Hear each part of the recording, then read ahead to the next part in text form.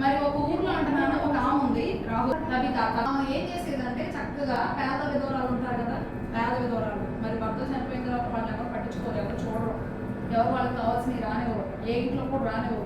న్యాయం చేసిపోయాడు రాబాక వెళ్ళిపో అని పంపించేస్తారు. తెల్లబట్టలు వేసుకుని ఉండాలి, ఎప్పుడు ఇంట్లోనే ఉండాలి, ఒక్కళ్ళే ఉండాలి, పెట్టుకోకూడదు. ఎక్కడికన్నా దొంగకుని వచ్చారంటే ఎందుకు వచ్చావు అంటారు. సో అంత విలువ లేకుండా చూసేవాళ్ళు ఆ రోజుల్లో. సో అటువంటి విధవరాళ్ళందరూ కూడా ఈమె ఎంతో ప్రేమ పంచేదాన్ని, చాలా విశ్వాసం, మంచిగా ప్రార్థన చేసుకునేటువంటిది. సో అలాంటి పేద విధవరాళ్ళందరూ కూడా చక్కగా బట్టలు కుట్టించేదాన్ని, చేసి మంచిగా తీసుకెళ్ళి వాళ్ళకి ఇచ్చేదన్నమాట. సో వాళ్ళు ఏం నలుగురు తీసుకునేవాళ్ళు, లేకపోతే అంత మంచి ఉదయం ఉండాలి. నువ్వు కూడా పేదవాళ్ళు హెల్ప్ చేస్తున్నావా? అడుగునే వాళ్ళకి అందించారనుకో, రూపాయలు ఇస్తున్నావా, ₹2 ఇస్తున్నావా? Very good. అలాంటి మంచి పనులు చేయాలి, మంచి పనులు, మంచి పని. పేదవాళ్ళు కనిపించినప్పుడు మీ బట్టలు వాళ్ళకి ఇవ్వాలి, అర్థమైందా? మీరు వేసుకున్న బట్టలు ఉంటాయిగా, అలాగే మరి చిరిగిపోయి కలర్ అంతా పోయి పాడైపోయి చండాలంగా అయిపోయిన బట్టలు కాదు, కొంచెం మంచిగా ఉన్నాయి లేని పేదవాళ్ళకి ఇవ్వాలి. మనమే వేసుకొని మనమే ఉండాలి అన్నది కాదు, మన బట్టలు ఇవ్వాలి. నేను ఖచ్చితంగా ఇస్తాను నా బట్టలు చాలా మందికి. నేను ఇచ్చిన తర్వాత దేవుడు మళ్ళీ నాకు మంచి బట్టలు ఇస్తాడు. సో అలాగే దేవుడికి ఇచ్చినప్పుడు వేసే ఏం చేస్తాడు, నీకు కూడా ఇస్తాడు. And you give for others, you will also receive the same. You will also get the new clothes. కాబట్టి ఎప్పుడైనా సరే మనం ఇతరులకు ఇచ్చేటువంటి విధంగా ఉండాలి. ఎందుకంటే బైబిల్లో ఒక వాక్యం ఉంది, పుచ్చుకొనుట కంటే ఇచ్చుట ధన్యం. ఎప్పుడు ఏమిస్తారా, నాకేమిస్తారా, ఇంటికి వెళ్తే మా ఇంటికి వచ్చేటప్పుడు నాకేమిస్తారా, ఇదే స్వభావం ఉండకూడదు. మనకి ఎవరన్నా ఏదన్నా పెడతారో పెట్టాలి, మనమే పెట్టేలా ఉండాలి. ఎందుకంటే ఏసై ఏమంటాడంటే ఇతరులకు పెట్టే బుద్ధును కలిగి ఉంటాను చెప్తున్నాడు. మరి 5,000 మంది దేవుని యొక్క సువార్త వింటా ఉన్న సమయంలో ఒక చిన్న పిల్లడు తీసుకొని ఇచ్చాడు 5 రొట్టెలు 2 చిన్న చేపలు. ఎవరు ఇలా ఎవరు మనసు రాలేదు ఇద్దామని, ఎందుకు ఇవ్వాలి అని అనుకున్నారు. సో అలా ఉందన్నమాట, ఎవరికి ఇవ్వాలి అని అనుకోలేదు. చక్కగా తన దగ్గర ఉన్న 5 రొట్టెలు 2 చిన్న చేపలు. పిల్లలకి ఏంటంటే నాన్న ఇచ్చే మనస్తత్వం చాలా ఎక్కువ ఉంటుంది, పిల్లలకి ఇచ్చేటువంటి బుద్ధి చాలా ఎక్కువ ఉంటుంది. ఇంక మన అమ్మోడు మనం ఆపుతారేమో కానీ పెద్దోళ్ళు తొందరగా ఇవ్వాలన్న మనసు రాదు. అదే మరి ఏమని నన్ను కూడా మా అమ్మట్టే కట్టచ్చింది, ఎందుకంటే మనం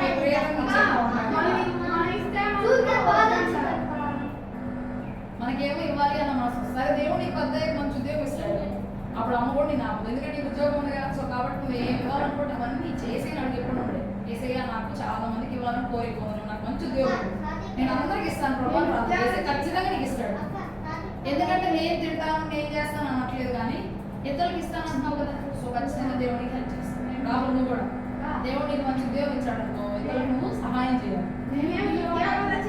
ఏంటి అంటే ఈ యొక్క డార్కా, ఆ పేరు కవిత అనమాట. సో ఆమెకి భాషాంతరమైన గ్రీక్ భాషలో ఆ పేరు ఏంటి అంటే డార్కస్.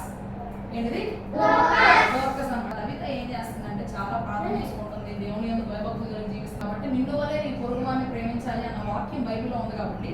సో బైబిల్ ఎలా ఉంది, love your neighbour as your self. నిన్ను ఎలాగ నువ్వు ప్రేమించుకుంటున్నావో, నువ్వు ఎలాగ జాగ్రత్తగా చూసుకుంటున్నావో నీ పొరుగువారు కూడా అలాగే చూడాలి. మనల్ని ఎంత సున్నితంగా మనం చూసుకుంటాం, మంచి బట్టలు వేసుకుంటాం, చక్కగా స్నానం చేస్తాం, మంచి ఫుడ్ తింటాం, హ్యాపీగా రెడీ అవుతాం, జాగ్రత్తగా చూసుకుంటాం. ఎండబడితే ఏమన్నా అంబ్రెల్లా వేసుకుంటాం, వర్షం వచ్చితే ఏమన్నా అంబ్రెల్లా వేసుకుంటాం. సో ఇలా ఉంటాం కదా, అలాగే పక్కన కూడా అలాగే చూడాలి. పక్కన వాళ్ళు ఎట్టబోతే నాకెందుకు అనుకోకూడదు. ఓకే, సో మన పక్కన వాళ్ళు ఎప్పుడైనా సరే ప్రేమించాలి. పక్కన వాళ్ళు ఏం చేయాలన్నా ప్రేమించే హృదయం మనకు ఉండాలి. ఇతరులు ప్రేమించినప్పుడు వేసే మనల్ని ఆశీర్వదిస్తాడు. ఈ యొక్క పేద విధవరాలు కూడా వస్త్రాలు కుట్టేస్తుంది, అంగీలు కుట్టేస్తుంది, మంచి మంచి బట్టలు కుట్టేస్తుంది. సో ఇంకా అలా చేసేసరికి వాళ్ళందరూ కూడా ఆమె కోసం ప్రార్థన చేస్తున్నారు, ఆమె కూడా ప్రార్థన చేస్తూ ఉంది. సో అయితే వాళ్ళు ఉండేటువంటి ప్రాంతం పేరు ఏంటి అంటే యొప్పే. అనేటువంటి ప్రాంతంలో ఉన్నారు. సో అయితే ఆ యొక్క ప్రాంతానికి దేవుని యొక్క సువార్తను బోధించడం కోసం పేతురు అనేటువంటి శిష్యుడు వచ్చాడు అనమాట. So the disciple of Jesus Peter has come to that place. Okay, so ఆ ప్లేస్కి వచ్చాడు, దేవుని యొక్క సువార్తను బోధిద్దామని చెప్పి యొప్పేకి దగ్గరగా ఉన్నటువంటి లుద్దా అనే ప్రాంతానికి వచ్చాడు. ఎక్కడికి వచ్చాడు? లుద్దా అనేటువంటి ప్రాంతానికి వచ్చాడు అనమాట. సో అక్కడ లుద్దా అనే ప్రాంతానికి వచ్చి దేవుని యొక్క సువార్తను బోధిస్తున్నటువంటి సమయంలో ఈ యొక్క కవితకి ఏమైంది అంటే కాయిలాగా పడి చనిపోతుంది. ఎక్కడికి వచ్చాడు అంటే లుద్దా అనేటువంటి ప్రాంతానికి దేవుని యొక్క సువార్తను బోధించడం కోసం వచ్చాడు అనమాట. ఎవరో పీటర్, డిసైపుల్ పీటర్. సో ఆయన జీసస్ ఉన్నటువంటి డిసైపుల్స్ ఒక డిసైపుల్ అనమాట. సో ఆయన వచ్చాడు. డిసైపుల్ అంటే అర్థం ఏంటి? శిష్యుడు. ఓకే, సో అయితే ఒక పేతురు వచ్చాడు, అనేకమైన సువార్తను బోధిస్తున్నాడు, రోగిష్ఠులను స్వస్థపరుస్తున్నాడు. ఎవరికైతే ఏ రోగం ఉందో వాళ్ళు వచ్చి ఆయన దగ్గరకు రాగానే ఆయన ప్రార్థన చేయగానే వాళ్ళ స్వస్థ వస్తుంది. సో ఇంక ఇలా జరిగేసరికి ఒక్క రోజులో ఈ యొక్క డార్కా చనిపోతుంది అనమాట. సో ఒకే ఒక్క రోజులో చనిపోతుంది. తాయినప్పుడు చనిపోయేసరికి ఇంకొకడు అందరూ పేద విధవరాళ్ళు అందరూ ఆమె బట్టలు కుట్టించిన వాళ్ళు అందరూ ఉన్నారుగా. సో వాళ్ళందరూ ఆ బట్టలు తీసుకొని ఆమె యొక్క దగ్గరకు వచ్చారు అనమాట. ఆమె గబగబా శరీరాన్ని అంతా కూడా కడిగేశారు.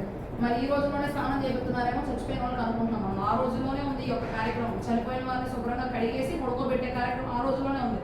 ఓకే, సో అప్పుడు వాళ్ళు ఏం చేశారు అంటే తన యొక్క బాడీ అంతా కూడా నీట్గా కడిగేసి పడుకోబెట్టారు. ఎక్కడ డాబా పైన పడుకోబెట్టారు.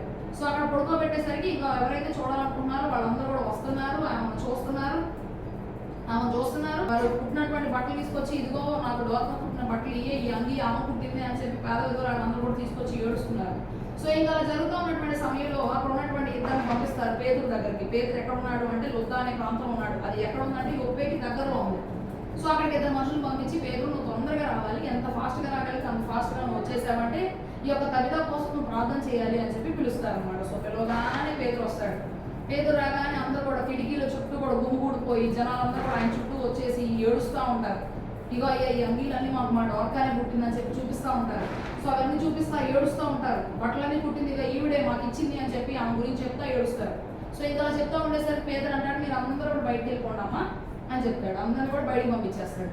అందరినీ బయటికి పంపించేసి మోకాళ్ళు వేసి ప్రార్థన చేస్తాడు. హి knelt down and prayed to God. ఖచ్చితంగా ఆవిడ మళ్ళీ లెగాలి అని చెప్పి. ఓకే, సో అప్పుడు ప్రార్థన చేసినటువంటి సమయంలో దోర్కా అని చెప్తాడు అనమాట. కవిత లెగు అని చెప్తాడు. కవిత లెగు అని చెప్పిన వెంటనే ఆమె చక్కగా లేసిద్ది అనమాట. సో ఆమె లేచి కళ్ళు తెరిసింది. కళ్ళు తెరిసి లెగలేని స్థితిలో ఉంటుంది. మరి చనిపోయింది కదా పాపం. ఇక అప్పుడు చేపట్టుకుని ఆయనే లేపుతాడు. ఇంకా పేతురు లేపిన తర్వాత ఆమె లేచింది. లేచిన తర్వాత ఆ యొక్క విధవరాలు అందరూ కూడా, ఇదిగో అమ్మ నేను డోర్కాని లేపాను, ఆమె చనిపోయిన ఆమె నేను లేపాను, ఇదిగోండి మీకు ఇష్టమైన మీ డోర్కా మళ్ళీ తిరిగి లేచిందని చెప్తాను. వాళ్ళు ఎంతో సంతోషపడతారు. బ్రతకడానికి వాళ్ళు ఎంతో సంతోషపడతారు, సంతోషపడి ఆనందిస్తారు. కాబట్టి చనిపోయిన వారిని కూడా ఎవరు లేపగలరు? పేతురు ఎందుకు నిమిత్తం లేపాడు? యేసే సన్నిధిలో ప్రార్థన చేయడం ద్వారా లేపాడు. ఆయన సొంత లేపాడా? ఎలా లేపాడు? ఇంకా అలాగే అక్కడ ఉన్న ఒక చర్మకారుడు ఉంటాడు, ఆయన పేరు సీమోను. ఆ చర్మకారుడైనటువంటి సీమోన్ దగ్గర చాలా దినాలు పేతురు అక్కడే ఉంటాడు. ఉండి అక్కడ సువార్తను బోధిస్తాడు. ఇంకా అది అయిపోయిన తర్వాత వేరే ప్రాంతానికి వెళ్తాడు. సో ఇలాగే ఒక కథ అనేటువంటి